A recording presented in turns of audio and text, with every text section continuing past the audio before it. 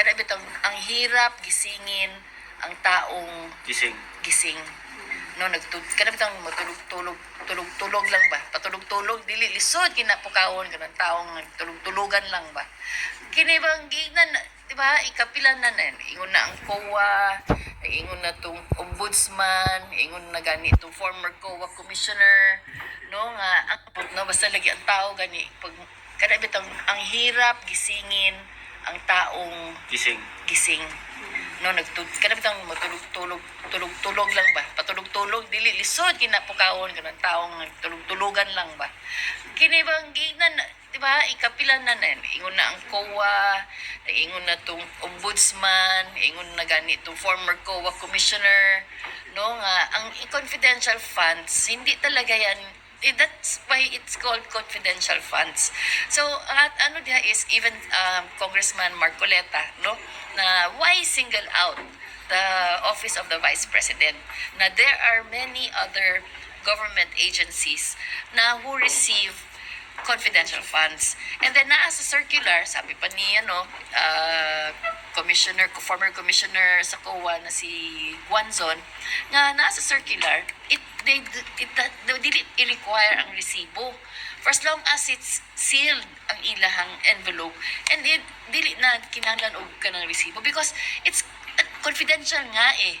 And then intelligence funds, so ibig sabihin intelligence, they have to kung mag-create ka man og kanang resibo na dapat na alias yan kay dili ang real name, kay you have to protect your source. Kay kung mabawaan na siya na muna imong source, ma-compromise ang iyang security o iyang safety. So muna siya ang diha ang kumbaga ang thought bang essence of confidential intelligence fund. So kining Quadcom ilang pangitaon, magkinsa unsa pa ba na ilang pangitaon, ura sila kanang ang butang sa nila diha. Basta lang yun siguro nga na sila mabuhat para lang na sila po'y madawat. Ma'am, lantang ni mo, marag barometro ni nila. Quadcom is a demolition job from the very start. It's a demolition job against Duterte kay dugay kabalo naman ta na naay sa kabuok din na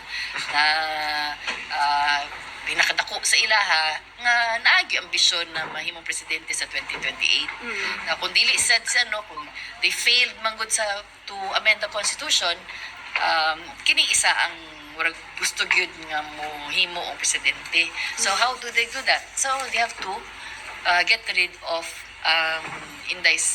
Vice President Inday Sara, and then even the father, the former president Rodrigo Duterte, kay whether they like it or not, na pugid siya gyoy kaning di bang influence in tao.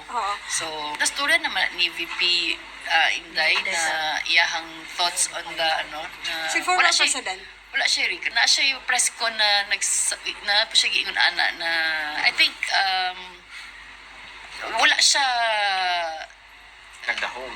Dili nagkitandem. I mean, lahi magud si former president is very kanabang kanabitang will of God magud na kananana ba siguro na ay reason ang tanan kanon ni tabo na inana, but he was never para bang sa ako lang ha, di wala siya na nagregret. Wala bitaw siya na negligent sa iyang kining panghimang advice sa warning ba na he warned us what kind of leader this person would be kung siya ma-elect, and then na yun kita na to na tinuod kita ana day he's a weak leader, unfortunately.